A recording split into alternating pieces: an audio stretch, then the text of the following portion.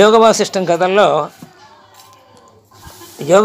కథల్లో నిన్న మనం ఉపదేశము కల్పనే అనే అంశాన్ని గురించి చదువుకుంటూ మధ్యలో కాస్త 10 బ్రహ్మలు కనపడినటువంటి ఆ 10 బ్రహ్మాండాలు కనపడ్డ బ్రహ్మదేవుడు ఇంకా సృష్టి ఎందుకు చేయటము, ఊరుకుంటే పోలేదా అన్న వరకు నిన్న విన్నాం. అక్కడి నుంచి ఇవాళ చూద్దాం. సూర్యుడికి పోతే అప్పుడు బ్రహ్మ అంటున్నాడు, బ్రహ్మతో సూర్యుడు అంటున్నాడు, మీరు సంకల్పాలు ఇచ్చులు లేని మీకు సృష్టితో ఏం ప్రయోజనం? ఈ సృష్టి అంతా నీలేలయే కదా, ఆయన నేనెందుకు చేయాలన్నప్పుడు ఈ మాట అన్నారు. ఈ సృష్టి అంతా మీకు సంకల్పము లేదు, వికల్పము లేదు, అంటే ఇచ్చులేవి లేవు మీకు. అలాంటి మీరు ఈ సృష్టితో మీకేం ప్రయోజనం లేదు. అయినా సృష్టి అంతా మరి ఎందుకు చేశారంటే మీ లీల అంతే. మీరు నిష్కాములు. అయినప్పటికీ ఈశ్వర నీతి చేత జగదుత్పత్తి సంభవించుతున్నది. అంటే ఈశ్వరుని ఆజ్ఞ ప్రకారము అన్నమాట. నీవు దేన్ని వాంఛించటం లేదు. ఈ బ్రహ్మదేవుడు ఎవరైతే సూర్యుని అడిగాడో ఈ సృష్టి అంతా ఎలా వచ్చిందని నేను చేయకముందే అన్న ఒక బ్రహ్మాండంలోని ఒక సూర్యుని అడిగారు కదా, ఆయన చెప్తున్నాడు. ఇప్పుడు మీకు వాంఛంటూ ఏమీ లేదు, త్యజించడం అంటూ ఏమీ లేదు. ఇదంతా మీ లీలయే అవుతుంది. నీవు కర్తవ్య బుద్ధితో ఆసక్తి లేని వాడవై ఈ సృష్టి ఆదుల్ని చేస్తున్నావు. అంటే ఫలితం లేదని, ఫలితం కోరి చేయట్లేనా? అట్టగా మనం కూడా ఫలితం కోరి మనం ఏ కర్తవ్యాన్ని చేయకూడదు. మన కర్తవ్యాలన్నిటినీ మనం ఫలితం కోరకుండా చెయ్యాలి. మన పిల్లల్ని చదివించడం మన కర్తవ్యం కాబట్టి వాళ్ళు ఏదో ఇంజనీర్ అవ్వాలి, కలెక్టర్ అవ్వాలి, లేకపోతే ఒక పెద్ద ప్రధానమంత్రి అవ్వాలి, లేకపోతే ఇంకోటి అవ్వాలని మనం ఆశించకుండా మన కర్తవ్య భావనతో వాళ్ళని చదివించాలి. ఫలితం వరకుండా వాళ్ళ కర్మలను బట్టి, వాళ్ళ శ్రద్ధను బట్టి, వాళ్ళు చేసిన ఈ జన్మలోని కృషిని బట్టి వాళ్ళకి ఆ ఫలితాలు వస్తాయి. అంతవరకు దాన్ని చూసి మనం సంతోషం. అది కర్తవ్య భావన లేకుండా, ఇది ఫలభావన లేకుండా కర్తవ్యం నిర్వర్తించడం. అలాంటి వాడు ఈయన బ్రహ్మ కదా. కాబట్టి ఈ సృష్ట్యాదులను అలా చేస్తున్నావు ఏ ఫలిత భావన లేకుండా. ఇక యథాప్రాప్తమైన కర్మల్ని వదిలేస్తే ఎట్లా? దాని చేత నీకు కలిగే మరింత గొప్ప స్థితి ఏముంటుంది? అందుకని కర్మ చేయాలి. అది వదిలేస్తే ఇంకేమి గొప్ప స్థితి ఏమీ కలగదు. కాబట్టి ధీమంతులకు కర్మల్ని చేయటంలో కోరిక ఉండనట్లు, వాళ్ళకి కర్మ చేయటంలో కోరిక ఉండదు ధీమంతులకి, అంటే బుద్ధిమంతులు అంటే జ్ఞానులకి అన్నమాట. తటస్థించిన కర్మలు మాత్రం వదలరు. వాళ్ళకి కోరిక కూడా ఉండదు వదిలేయాలని, తటస్థించిన కర్మని చేస్తారు ధీమంతులందరూ. కనుక వాస్తవంగా చేయటం అనేది ఏదీ లేదు. కాబట్టి సుషుప్తి ఎందున్న వాని వలె అన్నిటినీ స్వప్నమాత్రంగా చూస్తూ నిష్కాముడవై ప్రాప్తించిన కర్మలను చేయి ఓ బ్రహ్మదేవా. నీ చిత్తాకాశంలో ఇప్పుడు లోకాన్ని సృష్టించు. ఆ 10 మంది బ్రహ్మలు, ఆ ఐందవుల కుమారులు 10 మంది బ్రహ్మస్థితిని పొంది వాళ్ళ చిత్తాకాశంలో ఈ బ్రహ్మాండాన్ని ప్రతిఫలింపజేసినట్టుగా నీవు కూడా నీ చిత్తాకాశంలో ఈ లోకాలను సృష్టించు అని సూర్యుడు చెప్పాడు. ఇదంతా విన్నాడయ్యా ఓ రామా. సూర్యుడు చెప్పిందంతా విన్నాడు బ్రహ్మదేవుడు అంటూ రాముడికి వశిష్ఠుల వారు చెబుతూ ఉండగా, అప్పుడు వశిష్ఠుల వారు ఇంకా ఏమన్నారంటే, ఆయన చాలాసేపు ఆలోచించాడు బ్రహ్మ సూర్యుడు చెప్పిందని విని.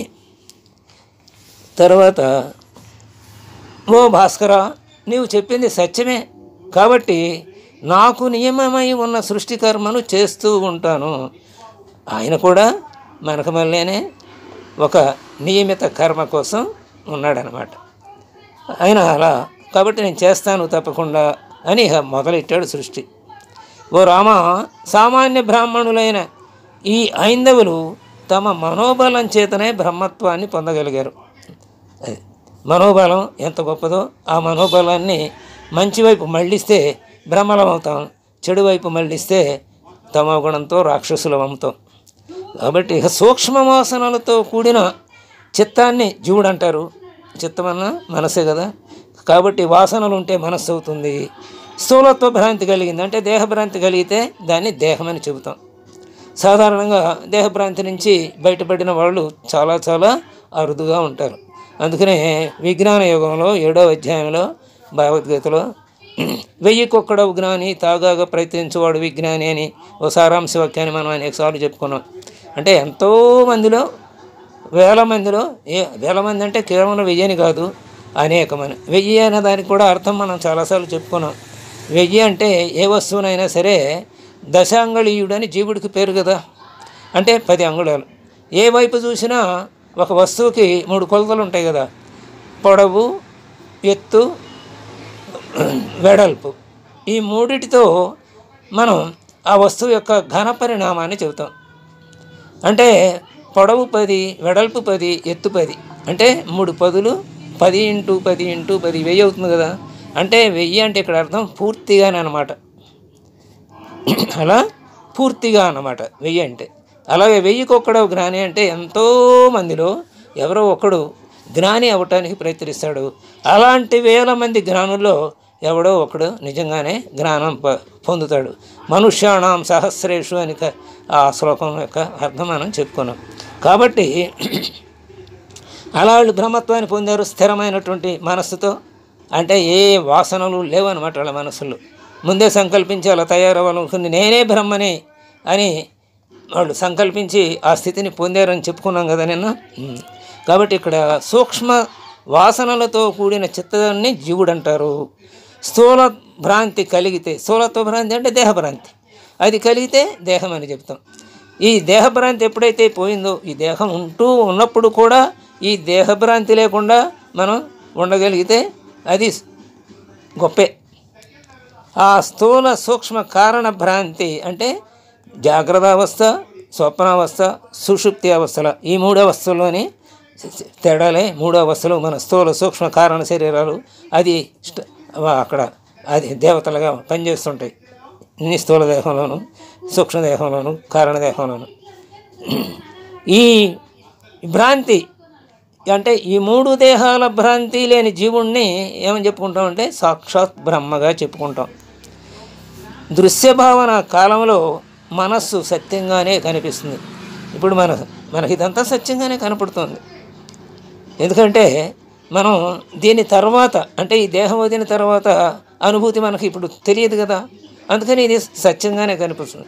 కళలో ఉన్నవాడికి కళ ఎంత సత్యంగా కనపడుతుందో ఇప్పుడు మనకి ఈ దృశ్య భావనలో ఉన్నప్పుడు, అంటే ఈ దృశ్యము నిజమే అనే భావనలో ఉన్నప్పుడు ఈ మనస్సు నిజంగానే సత్యంగానే కనిపిస్తుంది. కానీ బ్రహ్మానుభవ కాలంలో ఎలా ఉంటుంది? బ్రహ్మ కంటే ఇంకా వేరుగా ఉండదు.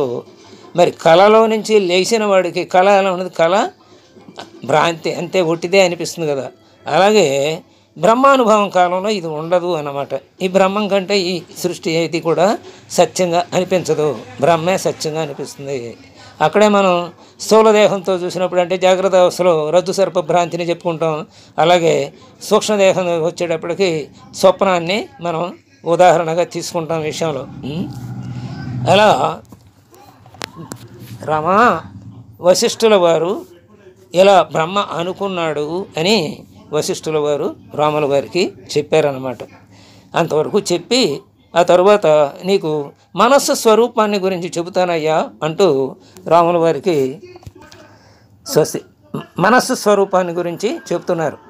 దాన్ని తెలుసుకుందాం. అది కూడా స్వస్తి. మనస్సు స్వరూపం అంటే యోగ వాసిష్టం కథల్లో మనస్సు స్వరూపాన్ని వశిష్ఠుల వారు రాముల వారికి చెప్తున్నారు. రాముల వారితో అప్పుడు రాముల వారు అడుగుతున్నాడు, మనస్సు స్వరూపం చెబుతానన్నారు కదా ఆయన. అందుకని రాముల వారు ప్రశ్నించారు, ఓ మునీంద్ర, ఈ మనస్సు జడమా లేక చేతనమా? దాని అసలు స్వరూపం ఏమిటో నాకు బాగా నిశ్చయం కలగటం లేదు, మరొకసారి వివరించండి అని అడిగారు రాముల వారు. అప్పుడు వశిష్ఠులు అంటున్నారు, ఓ రామ, ఈ మనస్సు జడము కాదు చేతనము కాదు, అది ఉభయ రూపం. ఉపాధి అనే దోషంతో కూడిన చైతన్యమే మనస్సు అనబడుతుంది. ఉపాధి అంటే ఈ శరీరమే ఉపాధి. ఈ శరీరం ఒక్కటేనా? ఇలాంటి శరీరాలు ఎన్ని ఉన్నాయి? మానవ శరీరాల్లో కొన్ని వందల వేల కోట్లు ఉంటాయి. అలాగే మొత్తం 84 లక్షల జీవరాశుల్లో అన్నీ కూడా ఉపాధి కదా. ఒక్కొక్క ఉపాధి ఒక్కొక్కటి. అంటే ఒక నటుడు సినిమాల్లో అనేక రకాల పాత్రలు, అలాగే నాటక రంగంలో అనేక పాత్రలు వేసినట్టు ఆ అసలు బ్రహ్మే ఇన్ని రూపాయలుగాను దిగొచ్చాడు అనమాట. ఆ చిత్తాకాశంలో అలా ప్రతిఫలించాడు ఆయనే. కాబట్టి ఉపాధి దోషం ఎప్పుడైతే ఉందో ఆ ఉపాధి దోషంతో కూడిన చైతన్యమే మనస్సు అనబడుతుంది. అంటే అసలు మనస్సు ఏమిటంటే చైతన్యమే. ఉపాధితో కూడి ఉంది. ఇది ఉపాధితో కూడి లేకపోతే బ్రహ్మమే, ఉపాధితో కూడి ఉంటే జీవుడు అనమాట, మనస్సు లేక. సత్తు అసత్తుల మధ్య అంటే ఇది చైతన్యము కాదు జడము కాదు అని చెప్పడం కోసం ఆయన చెప్తున్నారు.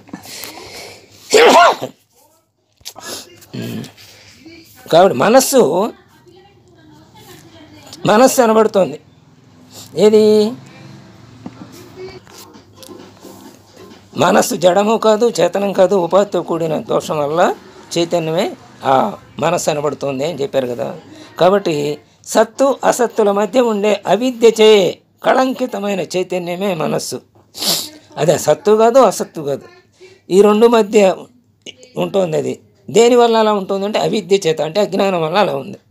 ఆ అవిద్య కళంకితం అనమాట. అవిద్య అనే కళంకితం వల్ల ఇది సత్తు అసత్తుల మధ్య ఉండి చైతన్యం అనమాట. అందుకే దాన్ని మనస్సు అన్నారు. ఆత్మను గురించిన జ్ఞానం సరిగా లేని స్థితియే చిత్తం. చైతన్యం యొక్క జడ చైతన్యాల మధ్య తాను కల్పించుకున్న చంచల రూపమే మనస్సు. దాన్నే అహంకారమని, బుద్ధి అని, జీవుడు అని ఇంకా అనేక పేర్లతో పిలుస్తున్నారు. నటుడు అనేక వేషాలను ధరించగలిగేటట్లు మనస్సు కూడా క్రియాభేదాల చేత అనేక పేర్లను పొందుతోంది. పాపరహితుడవైన ఓ రామచంద్ర, ఏదో విధంగా ఆకస్మికంగా పుట్టినటువంటి ఈ చిత్తాన్ని ఆత్మ విముక్తి కోసం జాగ్రత్తగా వినియోగించుకో. పరమాత్మ యందే లగ్నమైన చిత్తం వాసనారహితమైనప్పుడు ఏ విధమైన కల్పన లేకుండా ఆత్మస్వరూపాన్ని పొందుతుంది. ఈ చరాచర జగత్తు అంతా కూడా మనస్సు అధీనంలోనే ఉంది. బంధ మోక్షాలు కూడా ఆ మనస్సు అధీనంలోనే ఉన్నాయి. అందుకనే ఆత్మ సంయమంలో మోక్షానికి ఆత్మే కారణం, బంధానికి ఆత్మే కారణం. ఆత్మైవ హ్యాత్మనో బంధు ఆత్మైవ రిపురాత్మన అని మనం చెప్పుకుంటాం కదా అందులో. కాబట్టి ఓ రామ, ఈ సందర్భంలో పూర్వం బ్రహ్మదేవుడు నాకు చెప్పినటువంటి చిత్తాఖ్యానం అనే దాన్ని చెబుతాను, సావధానుడిపై విను అని చెప్పి రాముల వారికి వశిష్ఠుల వారు చెబుతున్నారు. బ్రహ్మ ఏం చెబుతాడు? బ్రహ్మ వశిష్ఠుల వారికి చెప్పిన విషయాన్ని చెప్పబోతున్నాడు. చిత్తాఖ్యానం అన్నారు దాన్ని. ఆ చిత్తాఖ్యానాన్ని గురించి రేపు తెలుసుకుందాం. స్వస్తి.